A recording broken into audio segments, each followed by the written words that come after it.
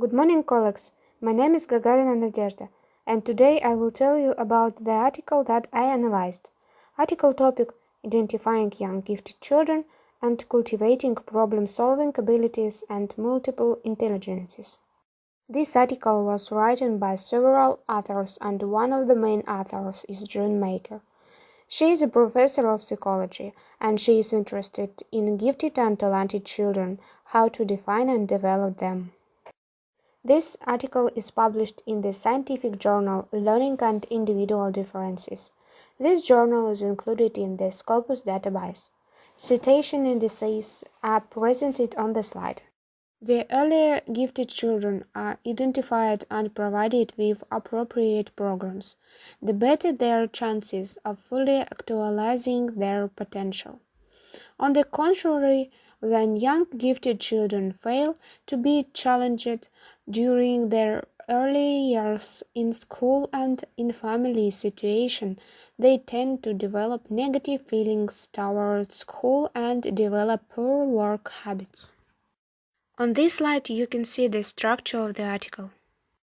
The aim of this paper was to introduce the identification model and to analyze the participants' performance in problem solving and in demonstrating their special talents. It was the first experimental program in Taiwan. The researchers in this program had a belief that children, whether gifted or not, did not get the satisfaction of making progress until they had opportunities to find and develop their potentials. The slide shows the main stages of the study and the methods that were used on each of them. Throughout using checklists, interviews, observation, intelligence tests, portfolio assessment, and structured observation activities together were identified very gifted and talented young children.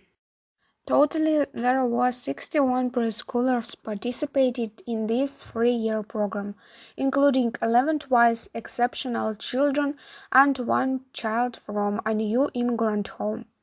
There were 19 preschoolers in the first year of the program, including one child with autism and one with hearing loss. The second-year program, including 20 preschoolers and 2 returning preschoolers, 28 preschoolers were in the third-year program, including 6 twice exceptional students with autism, ADHD, emotional and visual impairment. Now, let's move on to conclusions.